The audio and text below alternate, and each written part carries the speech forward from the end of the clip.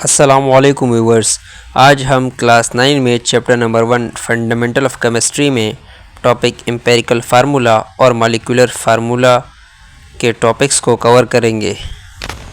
Empirical formula, the empirical formula showing the minimum relative number of each type of atom in a molecule is called empirical formula.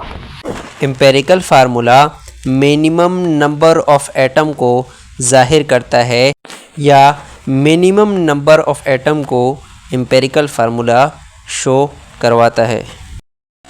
मज़ीद जानते हैं empirical फार्मूले से related. Empirical formula show simplest ratio of each atom present in a molecule. तो जो empirical formula होता है वो सिंपलेस्ट रेशो हमें एटम्स की बताता है जो किसी भी मॉलिक्यूल के बिटवीन या किसी भी मॉलिक्यूल में मौजूद हो। Empirical formula does not show the actual number of atom in a molecule. Empirical formula कभी भी एक्चुअल यानी हकीकी नंबर ऑफ एटम को शो नहीं करवाता। Empirical formula tell us the type of element present in it. Empirical formula हमें ये बताता है कि एटम्स कितने मौजूद है किसी भी एलिमेंट्स में, या हम यूँ भी कह सकते हैं कि एम्पिरिकल फार्मूला हमें बताता है कि एटम्स मौजूद है किसी भी केमिकल फार्मूले में। अब हम इस एग्जाम्पल से एम्पिरिकल फार्मूले को समझते हैं। तो सबसे पहले जो एग्जाम्पल है वो बेंजीन की है। Benzene has molecular formula C6H6 which has simplest ratio of hydrogen and carbon. तो इसमें हाइड्रोजन और कार्बन यहाँ पे मौजूद है, 6 कार्बन है और 6 हाइड्रोजन है। अगर हम इसको सिंपलेस्ट रेशो निकाले हैं तो इसको मल्टीप्लाई कर डिवाइड करते हैं, 6 1 6 6 1 6। तो इसमें जो बिटवीन जो रेशो आता है कार्बन और हाइड्रोजन का वो 1:1 है। तो अगर इस 1:1 को हम इस फार्मूले में पुट करते हैं तो यहाँ पे कार्बन भी 1 हो जाएगा और हाइड्रोजन भी 1 हो जाएगा। तो हमारा एम्पिरिकल फार्मूला जो बेंजीन का आया वो आया CH। अगर हम सेकेंड एग्जाम्पल की बात करें तो वो ग्लूकोज है। तो ग्लूकोज का फार्मूला है C6H12O6। तो इनके बिटवीन जो रेशो है वो है कार्बन 6 है और हाइड्रोजन 12 है और ऑक्सीजन 6 है। हम डिवाइड कर दें तो 6 1 6 और 6 2 12 और 6 1 6। इनके बिटवीन जो रेशो आया कार्बन हाइड्रोजन ऑक्सीजन के बिटवीन, तो कार्बन 1 हाइड्रोजन 2 और ऑक्सीजन 1। तो ग्लूकोज का फार्मूला बना हमारे पास, यहाँ पे जो ग्लूकोज का एम्पिरिकल फार्मूला बना वो हमारे पास बना CH2O। तो ये सिंपलेस्ट रेशो निकला ग्लूकोज के फार्मूले का। तो स्टूडेंट्स, हमने एम्पिरिकल फार्मूले में यही पढ़ा कि एम्पिरिकल फार्मूला हमें minimum number of atom show करवाता है किसी भी केमिकल फार्मूले में। जो सिंपलेस्ट रेशो बताता है तो वो एम्पिरिकल फार्मूला कहलाता है। स्टूडेंट्स, अब हम मॉलिक्यूलर फार्मूले की बात करते हैं। The molecular formula is the formula which show actual number of atom of each elements present in a molecule. तो मॉलिक्यूलर फार्मूला उस फार्मूले को कहा जाता है जिसमें एटम के प्रॉपर या एक्चुअल नंबर ऑफ एटम जो है वो शो या ज़ाहिर किए जाएं।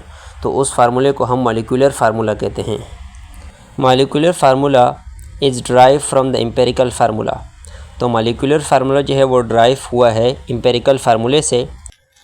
Molecular formula mass calculated by the adding of atomic weight of its atoms. Molecular formula depend करता है उसके एटॉमिक वेट पे, यानी किसी भी एटम का मॉलिक्यूलर फार्मूला डिपेंड करता है उसके एटॉमिक वेट पे यानी एटॉमिक मास पे।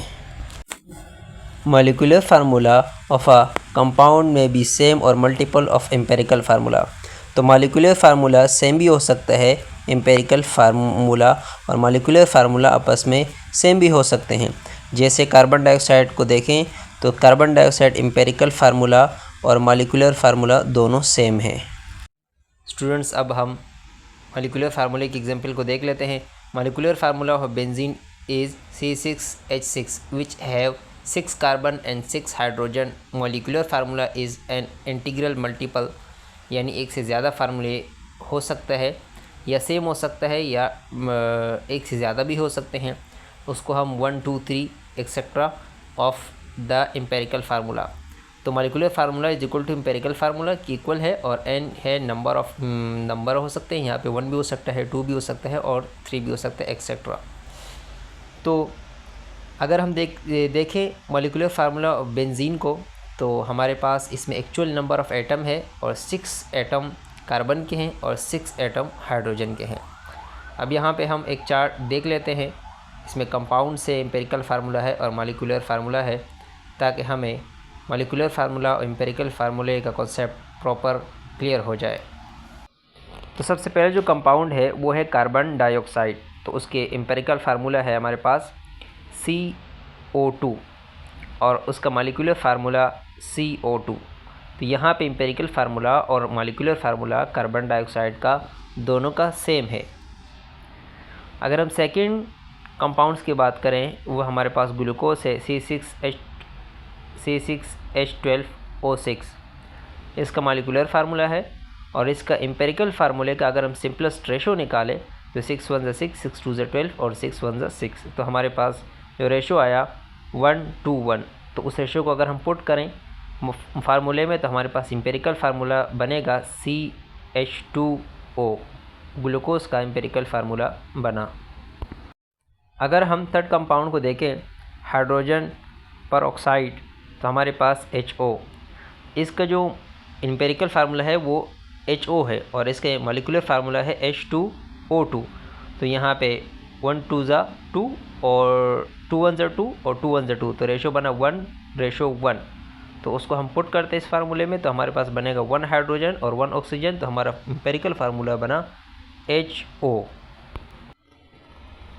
फोर्थ कंपाउंड हमारे पास बेंजीन का मॉलिक्यूलर फार्मूला है C6H6। तो इसको अगर हम सिंपलेस्ट रेशो में कन्वर्ट करें तो 6 1 6, 6 1 6, तो हमारे पास रेशो आया 1:1। तो अगर हम इस रेशो को पुट करें इस फार्मूले में, तो हमारे पास 1 कार्बन और 1 हाइड्रोजन, तो हमारे पास बेंजीन का एम्पेरिकल फार्मूला बना CH। नेक्स्ट है हमारे पास एसिटिक एसिड। एसिटिक एसिड को अगर हम देखें तो इसका मॉलिक्यूलर फार्मूला है CH3COOH। यहाँ पे कार्बन 1 है, हाइड्रोजन यहाँ पे 4 है और कार्बन यहाँ पे 2 है और ऑक्सीजन यहाँ पे 2 है। तो अगर हम इसको करें सिंपलेस्ट रेशो में निकालें इसका, तो कार्बन यहाँ पे 2 है, तो 2 1 2 और हाइड्रोजन यहाँ पे 4 है, 2 2 2 4 और ऑक्सीजन यहाँ पे 2 है, 2 1 2। तो कार्बन 1:1 रेशो आया। तो अगर हम इस रेशो को पुट करें इस फार्मूले में, तो हमारे पास बनेगा CH2O। तो CH2O एम्पेरिकल फार्मूला है एसिटिक एसिड का, और CH3COOH एसिटिक एसिड का मॉलिक्यूलर फार्मूला है। उम्मीद है कि आपको मॉलिक्यूलर फार्मूला और एम्पेरिकल फार्मूले का कॉन्सेप्ट समझ आया होगा।